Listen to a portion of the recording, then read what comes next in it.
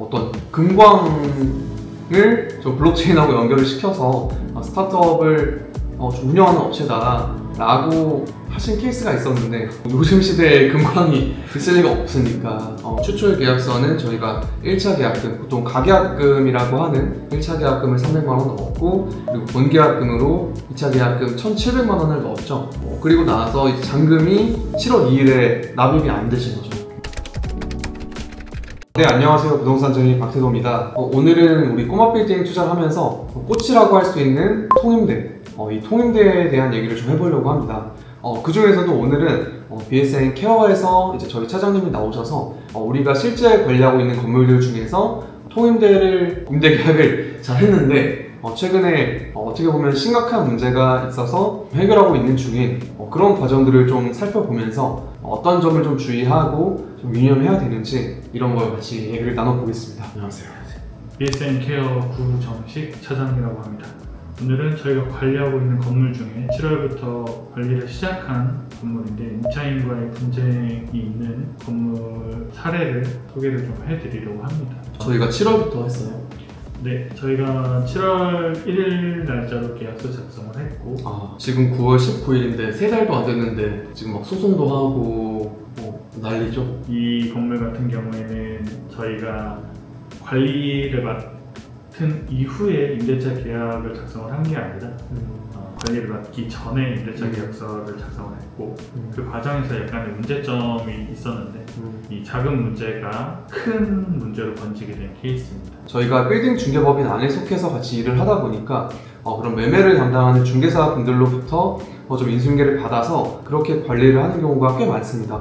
좀 외부의 중개법인들과 부동산들에서도 그렇게 연결을 해주셔서 관리를 하고 있는 건물들이 많은데요. 그 중에서 오늘은 저희 회사 매매팀에서 매매를 하고 잘 건물을 지은 다음에 임대계약을 좀 완료하고 저희한테 관리를 넘겨준 그런 케이스입니다. 조금 복잡한데, 네. 사실 준공 전부터 저희한테 관리를 맡기셨으면 좀 더 좋았을 뻔하긴 했는데 그거는 저희가 결정할 수 있는 부분이 아니기 때문에. 그래서 이 건물이 어떤 문제가 있었죠? 이 건물 같은 경우에는 임차인이 잔금을 납부를 다 하지 않은 상태에서 점유를 시작을 했고, 잔금을 여러 차례 미루다가 잔금 중 일부를 완납하지 않는 상태에서 연락이 두절돼 버린 케이스입니다. 그래서 지금 현재 명도 소송을 진행 중에 있고요. 잔금이 보증금이잖아요? 보증금이 얼마를 납입하고 얼마를 미납한 거죠? 전체 보증금 2억 중에 1억 4천만 원만 납입을 한 상태고요.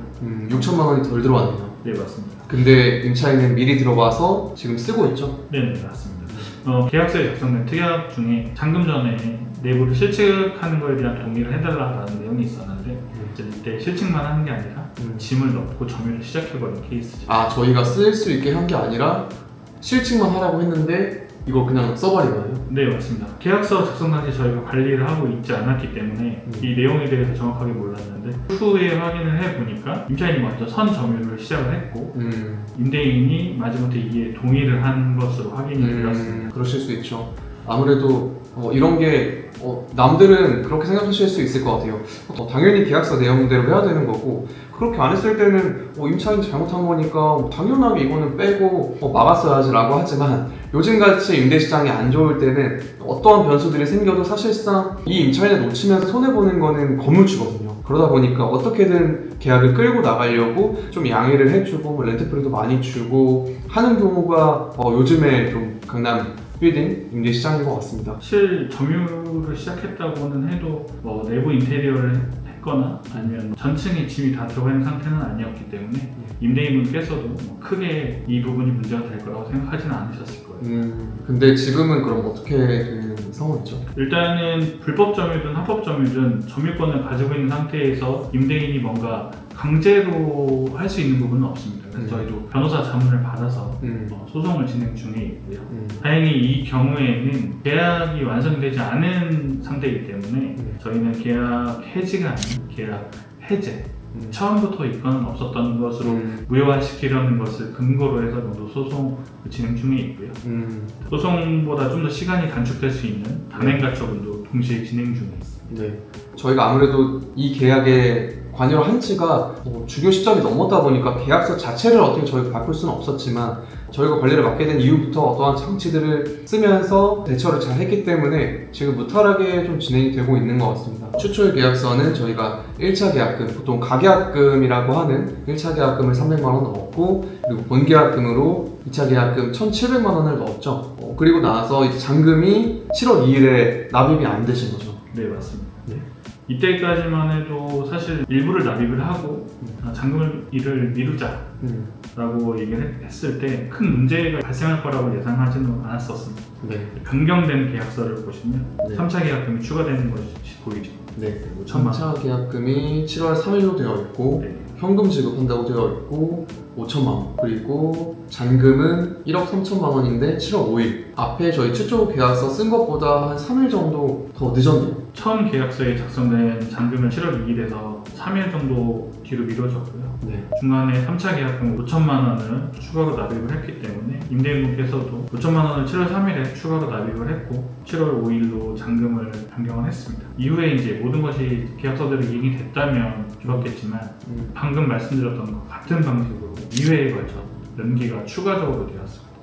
아무래도 한 번 이렇게 신뢰를 잃은 사람은 모르겠어요. 그분의 사정들은 어떤지 모르겠지만 확률적으로 추후에도 계속 이행되지 않을 확률이 높죠. 그리고 실제로 그렇게 일이 벌어졌고, 그 다음은 어떻게 됐죠? 이후에 임차사 대표가 연락이 두절돼 버렸고요.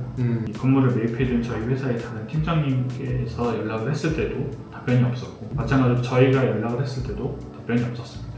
그러다 보니까 어쩔 수 없이 법적인 대응을 할 수밖에 없었고요. 최대한 빠르게 이 사람들 내보내야 임대인분의 피해를 최소화할 수 있었기 때문에 바로 법적인 대응을 위한 준비를 저희가 했습니다. 잔금 완납에 대한 내용 증명을 저희가 작성을 해서 2회에 걸쳐 발송을 했고요. 네.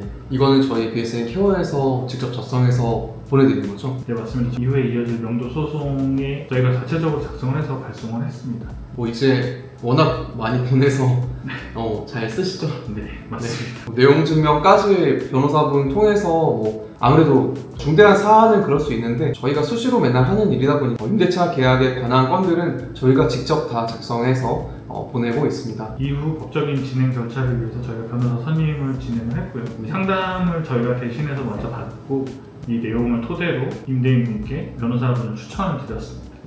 변호사님 선임 이후에 명도소송, 점유이전 금지 가처분, 명도단행 가처분 이렇게 세 가지를 동시에 진행을 했습니다.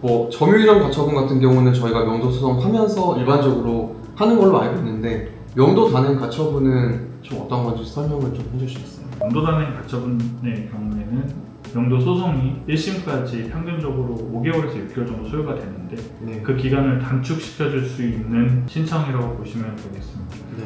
다만 단행가처분의 경우 임차인의 피해가 예상이 될 경우 판사님께서 인용을 잘 해주지 않기 때문에 일반적으로는 동시에 진행하지 않고 있고요. 네.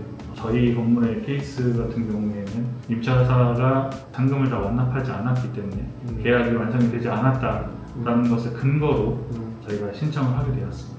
아무래도 이건 명명백백하게 임차인의 규칙이고 애초에 계약 자체가 완성되지 않은 케이스이기 때문에 성립할 거라고 보는 거죠. 변호사님과 상담을 했을 때 사실 소송 자체는 너무 간단하고 쉬운 부분이라서 분쟁의 여지가 없다라는 답변을 들었습니다. 다만 소송을 진행하게 되면 시간이 소요되는 건 어쩔 수 없는 부분이고 저희는 이제 임대인분의 피해를 최대한 줄이기 위해서 가장 빨리 진행할 수 있는 부분으로 해서 진행을 하고 있습니다. 그래도 이러한 지금 법적인 서류들과 변호사 소통과 임차인 응대 같은 것들을 저희가 다 직접 하고 있는 거죠? 네, 맞습니다. 그럼 건물주분은 지금 이 사건 관련해서 어떤 걸 좀 하고 계신 거죠? 별도로 하고 계신 건 없고요. 저희가 모든 일을 진행함에 있어 먼저 의견을 제시를 해드리고 그 부분에 대해서 동의를 해주시면 상담이라든지 임차인 컨택이라든지 이런 부분들을 다 대행해서 처리하고 있고요. 최근에 점유이전 금지 가처분 인용이 나서 집행을 하는 것도 역시 저희가 참관을 했습니다. 사진이 있나요? 사진 보시면 집행관님하고 열쇠 수리공 분은 필참이라서 열쇠 수리공분이 보이시고 그 다음에 집행관님이 집행을 할 때 증인이 필요합니다. 증인이 2명 필요하다 보니까 변호사님 사무실에서 한 분이 나오셨고 제가 나머지 증인으로 참석을 했습니다. 여기 보시면 점유이전 가처분에 대한 부분들 고시를 건물 내부에 부착을 했습니다. 네.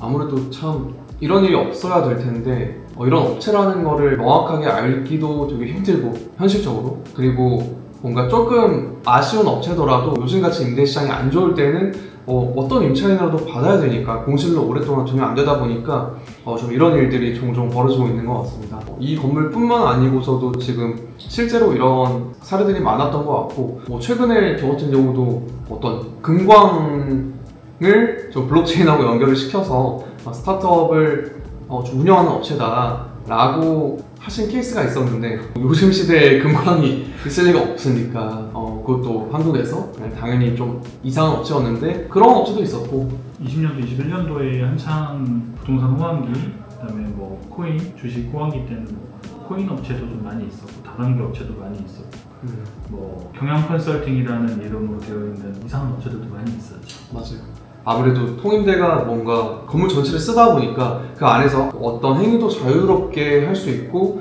뭔가 남들한테 보여주기에도 내 건물이야, 우리 회사 건물이야 라고 해서 브랜딩 가치를 좀 높이거나, 그게 또 어떻게 보면은 굉장한 마케팅으로 이게 도가 지나치면 사기까지도 갈 수 있는 그런 컨텐츠가 되기 때문에 아무래도 수요가 폭발적이었는데 지금은 상대적으로 많이 그런 업체들이 걸러지다 보니까 수요가 급감한 부분도 없지 않아 있는 것 같습니다.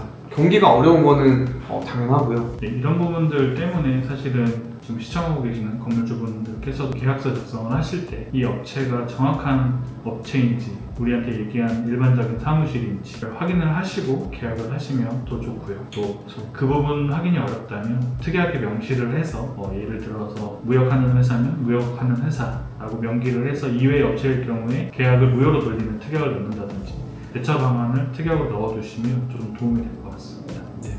아무래도 재무제표도 보고 저희가 업체 현장 실사도 가고 하면 좋겠지만, 실질적으로 요즘같이 이제 임대인이 느린 좀 상황에서는 그게 어렵다 보니까 그래도 그에 준하는 다른 저희가 조치들을 하고 있기 때문에 조금 이런 부분들을 예방하고 있습니다. 다만 이런 저희가 처음 계약하고 저희가 미처 손대지 못한 케이스 같은 경우들도 있다 보니까 지금 같은 사건들이 벌어졌고 지금 잘 조치해서 해결을 하고 있습니다. 그러면 이거는 결론은 언제 나는 거예요? 빠르면 다음 달이면 날 것 같습니다. 일단 단행가처분의 경우에는 특이하게 신문기일이라는 게 있는데 판사님께서 저희가 청구한 취지의 내용들을 확인을 하시고 이게 정당하다라고 판단이 들면 저희가 제출한 증거를 검토하시고 인용을 하는 과정이라고 보시면 됩니다. 단행가처분이 안 되면 어떡하죠? 단행가처분이 안 되더라도 일단 저희가 소송은 같이 진행 중이기 때문에 시간적인 차이만 있을 뿐 저희가 승소한다라는 내용은 변함이 없고요. 네. 용도소송의 경우에 1심 승소를 하게 되면 바로 가집행할 수가 있습니다. 그래서 아무래도 통임대가 누가 봐도 굉장히 편하고 멋있고 수익성도 좋고 그런 임차인이긴 하지만 이런 통으로 리스크가 생길 수도 있는 부분이 있다 보니까 이런 부분들을 한번 유념하시고 꼬마빌딩 투자하실 때도 주의를 하시면 좋을 것 같습니다. 그래서 오늘 처음 어떻게 나오셔가지고 얘기를 해봤는데 어떠셨어요? 굉장히 떨리고요. 네. 사실 많은 정보를 좀 전달을 해드리고 싶었었는데 머릿속이 좀 복잡해지고 좀 조리 있게 말씀을 못 드린 부분들도 좀 죄송하고, 저희가 처음이다 보니까 최대한 잘 풀어내서 얘기를 해보려고 했는데 대본이 없어서, 또 대본이 있으면 또 이제 어설플 것 같고 자연스럽게 해봤는데 다음에는 조금 더 준비를 잘 해서 더 좋은 내용으로 한번 찾아뵙겠습니다. 그리고 우선 인사드리고 다음에 몇 달 뒤에 또 출연해 주시죠. 네, 알겠습니다. 그럼 여기까지 하겠습니다. 감사합니다.